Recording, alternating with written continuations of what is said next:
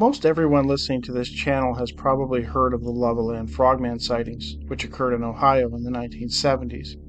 What most people don't know is that there have been a large number of sightings over the years from all over the world of weird bipedal frog-like entities.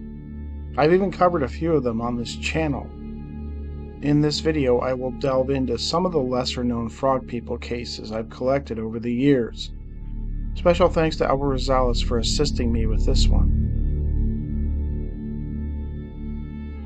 Bryansk region, Russia. In 1979, several residents living in the Novi Vovoski district reported seeing a brood of 3 toad-like creatures. These toads were abnormally large. Even stranger, they were observed walking on their hind legs, often using the trees as supports. The smallest one was about 60 to 70 centimeters in size, and the largest was a little over 3.5 feet tall.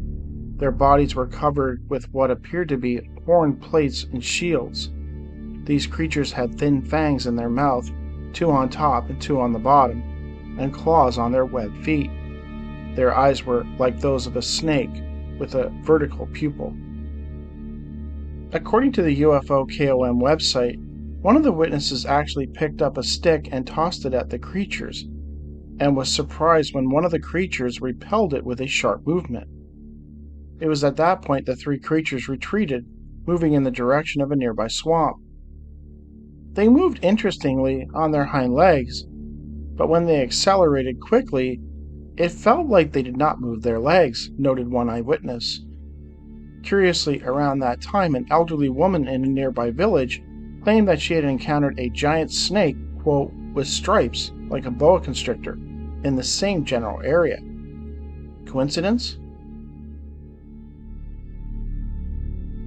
In 1957, divers working for Pemex, or Petróleos Mexicanos Oil Company, on the coast of Veracruz, Mexico, claimed they encountered strange green-colored creatures with frog-like bodies and human facial features while working deep underwater. According to Mexican-based researcher Alfonso Salazar, the men had been involved on a welding and construction operation on a Pemex oil platform when these creatures were observed. When the divers attempted to slowly approach them, the humanoid frog creatures quickly disappeared from sight.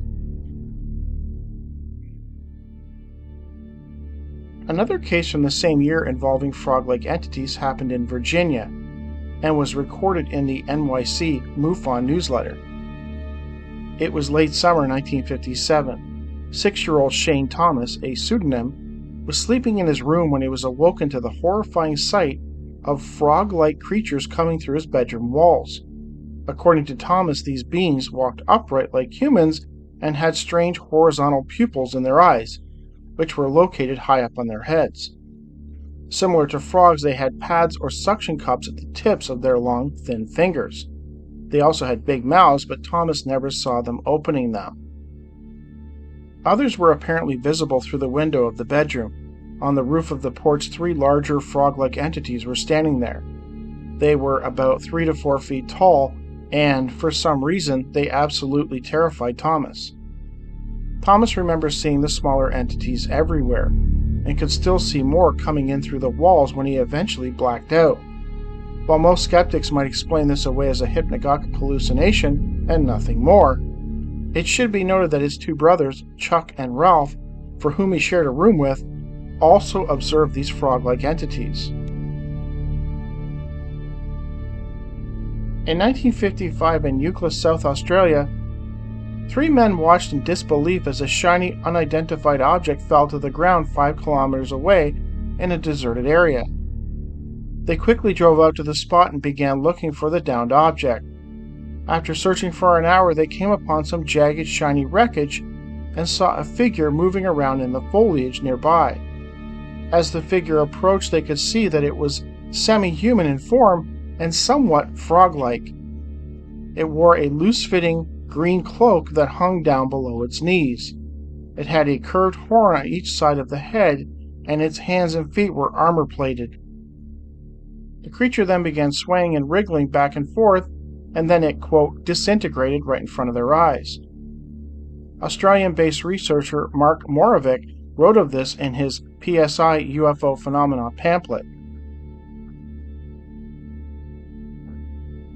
In 1982, in Phoenix, Arizona, 20-year-old Teresa Anderson, a pseudonym, was crossing the street in order to visit some neighbors when she looked up into the sky and observed an orange globe-shaped object with a dark center.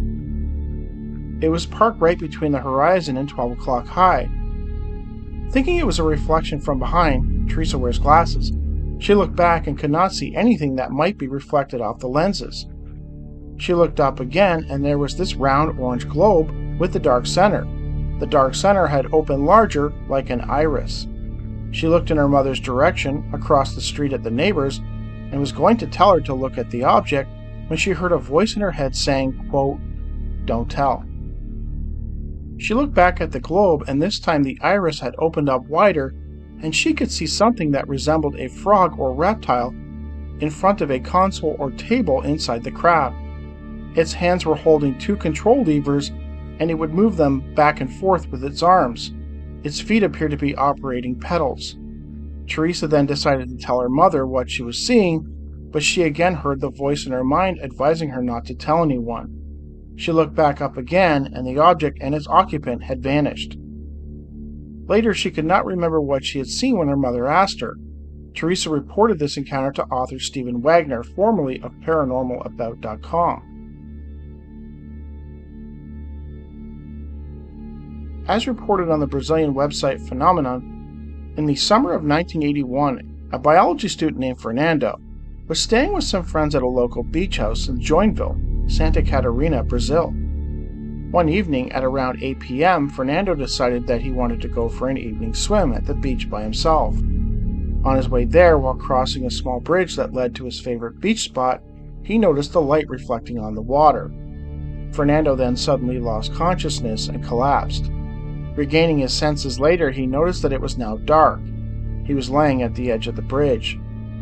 He slowly picked himself up and returned to the beach house. Upon arriving there, he discovered that his roommates were quite upset and desperate to know where he had been. Fernando was surprised to discover that it was after 1 a.m. His friends had apparently looked for him at the beach, but were unable to locate him. They had become concerned that he might have drowned. Fernando sadly was not able to explain his disappearance, only that he must have passed out on the bridge. His friends pointed out that they crossed the bridge on several occasions while looking for him and did not see him anywhere. Intrigued by the mysterious time gap, and after several sleepless nights, Fernando spoke to a dentist friend of his who had some experience with regressive hypnosis. The dentist agreed to assist Fernando, and a session was scheduled. Fernando was adamant that the entire event be recorded. During the session, it was revealed that after seeing the light in the water, Fernando blacked out. When he came to, he was being taken into some type of crab. He was surrounded by amphibian-type beings, resembling something of a cross between a frog and a reptile. They had an offensive odor and were very aggressive. Once on board the object, the creatures removed his clothing in an aggressive manner, then threw him on some kind of table, and introduced several needles into his body. According to Fernando, the procedure was very painful, and he screamed out to them for them to stop, but they simply ignored him. Fernando also remembered that their terrible odor made him feel nauseous. Before being released, Fernando was warned that they were not done with him. They then dressed him and then dropped him off at the same location on the bridge where he had been originally taken. Fernando was not able to consciously remember the experience, though. After hearing the tape, he begged the dentist to not reveal its contents under any circumstances. Feeling that the truth should be known, the dentist would eventually release the tape. He wanted others to be aware of the incident.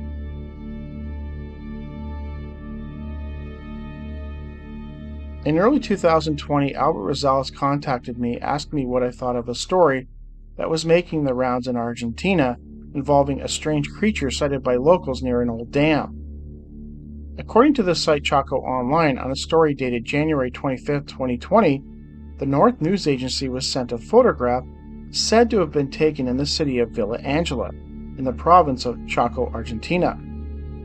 According to the story accompanying the photo, in early January 2020, residents living around the dam known as Gachigalupi had begun hearing strange noises. Several of them had gone out with flashlights and cell phones to investigate, no doubt expecting to find troublemakers or pranksters. Instead, they encountered something straight out of a nightmare. In the photo, a bipedal human-sized frog can be seen running towards the camera. It is assumed that the person taking the photograph immediately ran away in fright, as there are no reports of any deaths accompanying the story and photo. Chaco Online further noted that near the dam where the creature was sighted and photographed were several brickyards and family homes. The site received no further information pertaining to the event, only that several of the people involved had contacted them indicating that it was true.